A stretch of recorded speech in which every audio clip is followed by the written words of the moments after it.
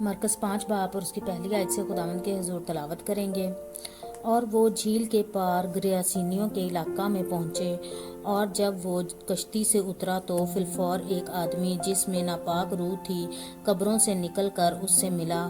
وہ قبروں میں رہا کرتا تھا، اور اب کوئی اسے زنجیروں سے بھی نہ باندھ سکتا تھا، کیونکہ وہ بار بار بیڑیوں اور زنجیروں سے باندھا گیا تھا، لیکن اس نے زنجیروں کو توڑا اور بیڑیوں کو ٹکڑے ٹکڑے کیا تھا، اور کوئی اسے قابو میں نہ لا سکتا تھا۔ اور وہ ہمیشہ رات دن قبروں اور پہاڑوں میں چلاتا اور اپنے تئیں پتھروں سے زخمی کرتا تھا۔ وہ یسوع کو دور سے دیکھ کر دوڑا اور اسے سجدہ کیا، اور بڑی آواز سے چلا کر کہا، اے یسوع، خدا تعالیٰ کے فرزند، مجھے تجھ سے کیا کام؟ تجھے خدا کی قسم دیتا ہوں، مجھے عذاب میں نہ ڈال۔ کیونکہ اس نے اس سے کہا تھا، اے ناپاک روح، اس آدمی میں سے نکل آ۔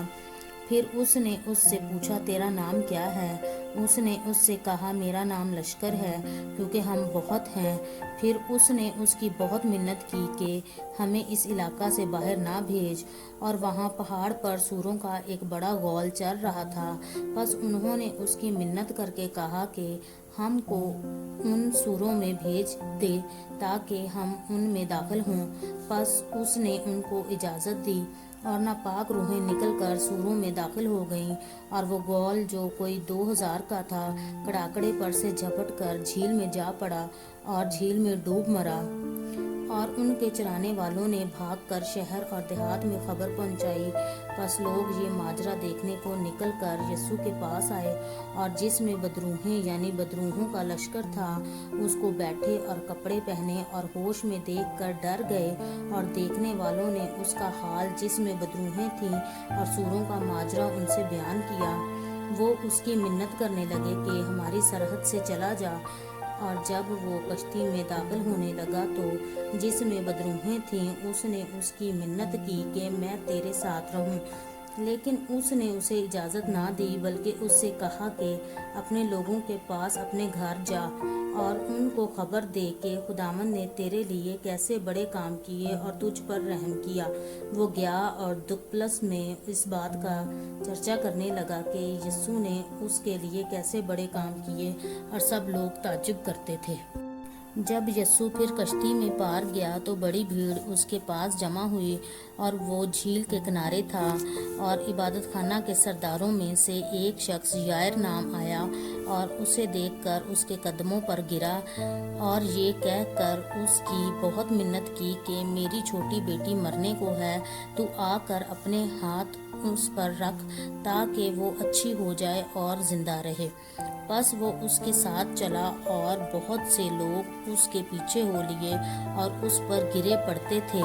پھر ایک عورت جس کے 12 برس سے خون جاری تھا اور کئی طبیبوں سے بڑی تکلیف اٹھا چکی تھی، اور اپنا سب مال خرچ کر کے بھی اسے کچھ فائدہ نہ ہوا تھا بلکہ زیادہ بیمار ہو گئی تھی، یسوع کا حال سن کر بھیڑ میں اس کے پیچھے سے آئی اور اس کا پوشاک کو چھوا، کیونکہ وہ کہتی تھی کہ اگر میں صرف اس کی پوشاک ہی چھو لوں گی تو اچھی ہو جاؤں گی۔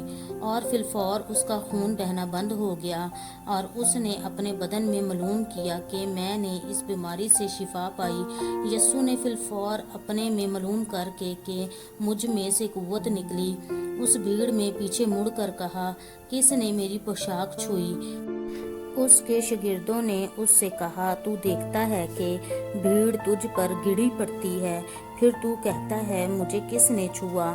اس نے چاروں طرف نگاہ کی تاکہ جس نے یہ کام کیا تھا اسے دیکھے۔ وہ عورت جو کچھ اس سے ہوا تھا محسوس کر کے ڈرتی اور کانپتی ہوئی آئی اور اس کے آگے گر پڑی اور سارا حال سچ سچ اس سے کہہ دیا۔ اس نے اس سے کہا، بیٹی، تیرے ایمان سے تجھے شفا ملی، سلامت جا اور اپنی اس بیماری سے بچی رہ۔ وہ یہ کہہ ہی رہا تھا کہ عبادت خانہ کے سردار کے ہاں سے لوگوں نے آ کر کہا کہ تیری بیٹی مر گئی، اب استاد کو کیوں تکلیف دیتا ہے؟